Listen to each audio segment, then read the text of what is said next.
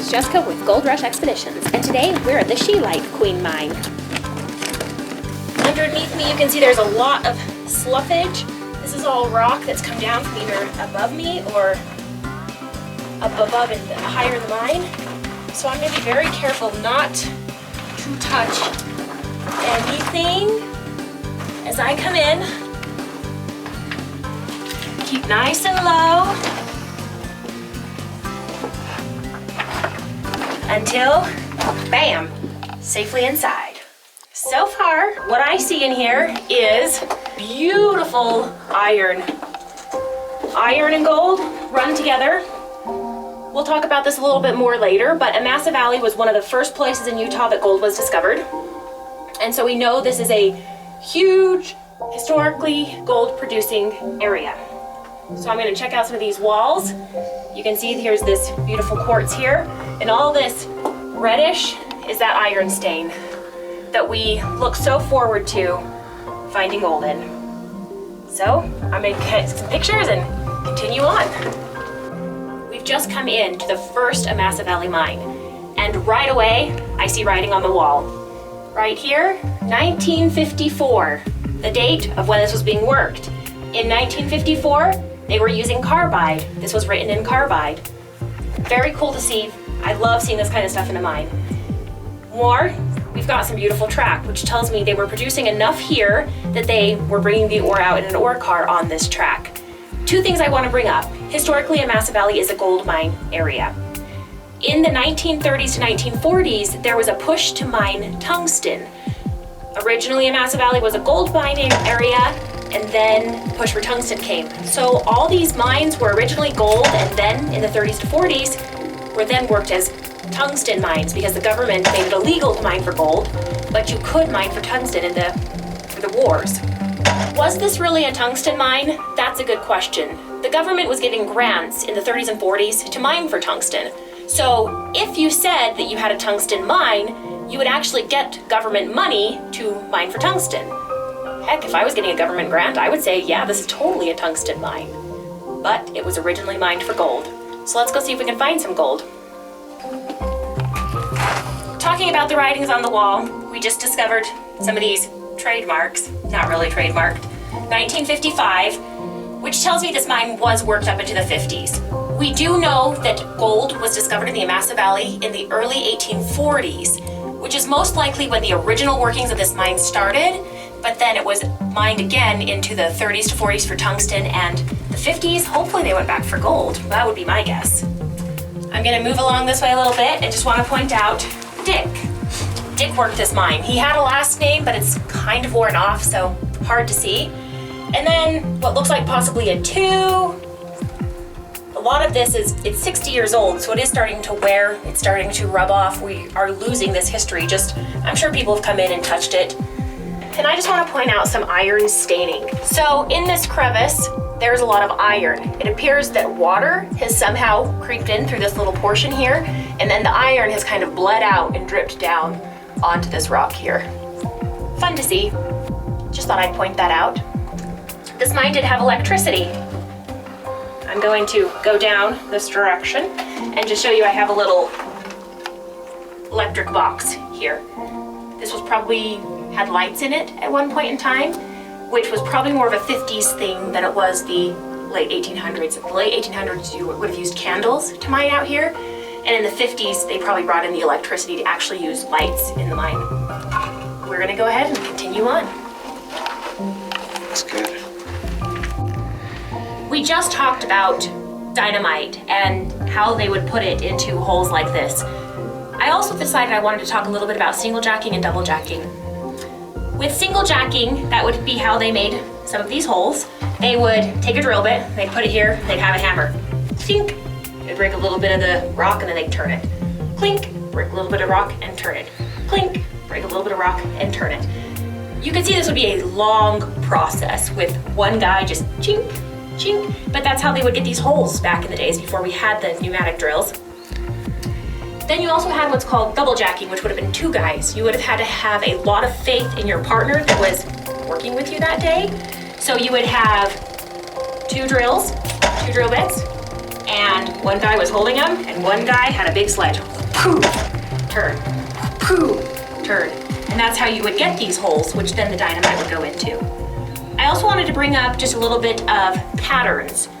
Again, a process they still use today, but they would draw patterns in the rock where they wanted to blast. And then the way it works is you would have this whole thing full of these little drill holes, and they would be in a pattern where when the rock exploded, it would come all down and not too high or too far out to the sides. It was all very, almost mathematical, to be honest, with the way that they made these mines. Some fun history? I think so. We're still in the #1 mine in the Amasa Valley area. More things that I found that I want to point out. As you can see, I'm kind of up here in a stoked area, and this continues back behind me. Miners, again, they weren't stupid, they were ingenuitive. So what they would do is they would follow the ore vein. They followed it from down on the level that I was on, up into this level that I am on now. All the ore that I'm seeing here does not look like tungsten to me. It definitely has every characteristic of gold that I've seen over the years of exploring mines. They were following that vein up here. And we'll try and get some action cam on the way out, but this whole mine is designed off of following the minerals. It curves and twists and does big U-turns in it that kind of come back on itself. Very cool. I always love to see something like this and see what they were working here. A few other things I want to point out. Question mark. Don't ask me why it's here, but it's kind of cool. And there's also some writing up here. I'm not quite sure what it says. Maybe meat or heat. Maybe it was hot mama, I don't know.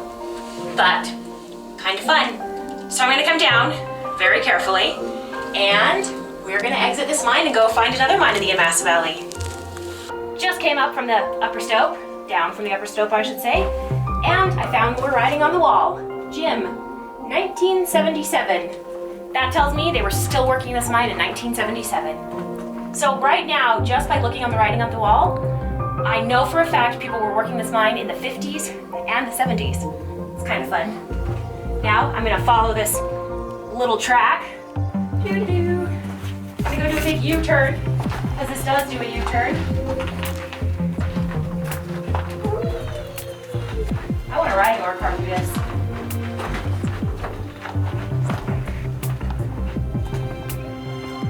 I love when mines tell me a story. If I looked at this, not knowing the history of this mine right off, I would say Jerry M. came here probably in 54, maybe on November 13th of 1954, maybe, yeah, I would say 1954. And then later it shows Claire, which looks like it was added afterwards, and this was on some day in 55. So was Jerry a miner and Claire was his wife? He was working it in 54 and brought her out to see it in 55? That's the story I would think that this mine tells. Hopefully when we do the history of this area a little bit more, we'll maybe know about Jerry and Claire, find if he was a miner, if my story's correct, or if I'm totally wrong. Here is the iron and quartz vein that they were following when they originally made this mine. I said earlier, miners were not stupid, they were quite ingenuitive and kind of knew what they were doing. So this right here would have been the ore vein that they would have been getting the mineral from, and they realized that it goes on this upward direction, and so they stoped and made a nice little, it's not really a shaft, I guess it's kind of a shaft because it comes down, but it doesn't go all the way to the top. So a little bit of an upward drift, an upward stope, following this ore vein. This is where you're gonna get your gold. This is the stuff that I would work with. This is the stuff I would chip out. This one's really kind of in a hard granite area. There are easier parts to chip out that we've seen inside this mine, and I'll kind of point some of those out to you as we see them. But following this ore vein, way up there. I'm gonna be kind of quiet here because there's a couple of bats above me. People always say that they're a little bit concerned about bad air in mines. Aren't they dangerous? Isn't there bad air in those mines? Well, we wear a monitor, an air monitor, so we know that if it goes off, then we should probably check our air. It doesn't go off, but that's okay. Bats breathe air. They wouldn't be living in this mine if there wasn't air in this mine. That's a good sign for me that there is good air in this mine. Another thing I want to point out is this mine is here because of man. This is a man-made place, not a cave, it's not natural. And these bats, it's not their original habitat, but they've learned to live inside mines. They're a great place for bats because they're quiet and they're cool and they can sleep comfortably. So I'm going to continue on. I just finished exploring the #1 Amasa Valley mine, and now I'm going to come out of this mine just as carefully as I came into it. I'm not going to touch anything above me.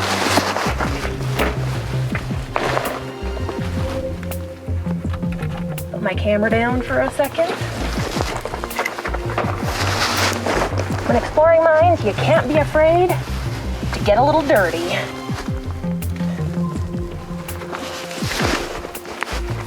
Make sure I'm past where my back might hit. Oh, stay low there. Looks like I'm safe.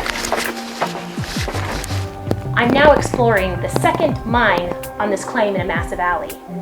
One thing I wanted to point out to you guys is this behind me. Right now I'm in this big open stoped room. Mine I don't think was originally this big. I think that over the years, one of two things could have brought this mine to be as big as it is in this area right now. One is earthquakes. There is a fault line, what appears to be a fault line right above me here. A lot of people will mine right on fault lines because a lot of gold will tend to settle there. That's probably what they were mining, and then over the years there were earthquakes that came through and kind of shook this area, and all this rubble came down in this mine. Another thing that could bring down part of a mine like this is water. Water will seep in through the cracks of the granite and the rock. It'll pile up and build up and create little, basically runways around the rock until the rock's no longer attached to the mountain and it comes tumbling down. I don't think this was from water. I do think this was more of earthquakes over the years. One of the reasons that I know this mine is not originally this big is because of the timbering behind me. This would have been the tunnel straight through here, which you can see there's parts of timbers that have kind of come down with the rocks. One thing that's kind of interesting is there's two types of timbers showing up in this mine. One, you've got this one, which it's got bark on it, it's small, there's not much to it. This probably came from right outside. There's a few trees. They could have just cut those down and said, oh, we need a little extra timber.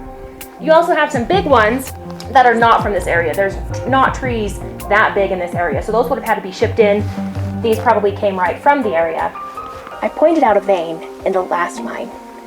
This mine also has an awesome vein. In fact, I would say it's better than the last mine. If you look above me here, you can see the banding of colors, lots of iron. That's where your gold's gonna be. That's where I would dig if I was looking for gold in this mine. And this banding continues all the way out through a room, out through here. We kind of talked about this coming down, you know, earthquake or whatnot. You never know, maybe that came down after the fact and the miners would have seen that, would have been like, Eureka! We have gold! Right above me here is another very rich vein of ore. Right through here, lots of iron, lots of dark, gold-looking, beautiful stuff. I would like to take this out of here, but it's right above my head, and I don't think that's very safe, so I'll leave it where it's at.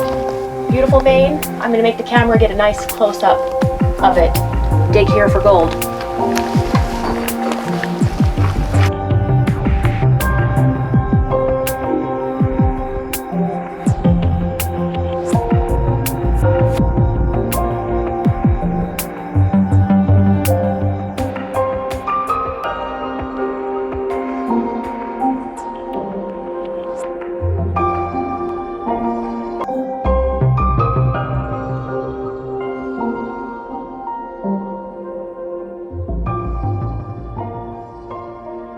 One of the last mines we explored had what looked to be a powder room, but it in fact wasn't a powder room. This would be considered a powder room. They're usually located right inside a mine or in a tiny little dugout drift almost, but this one is right here inside of the mine.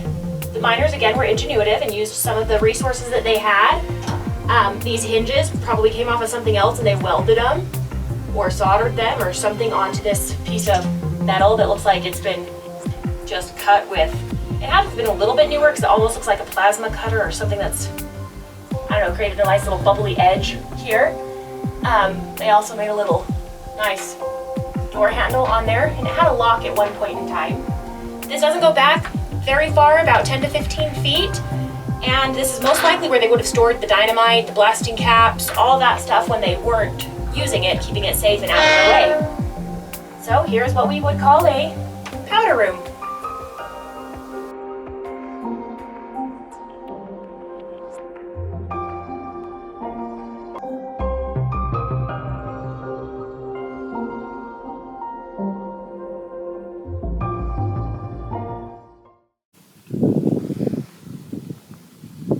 I don't even know what the fuck that was.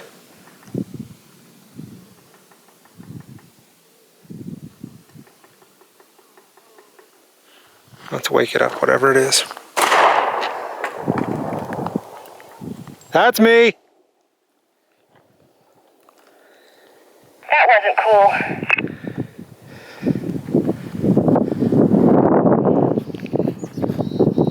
What was not cool about that? Did you just pop off a shot? I did. There's a big critter over here, I think, or a person, one of the two. Well, you scared the daylights out of me.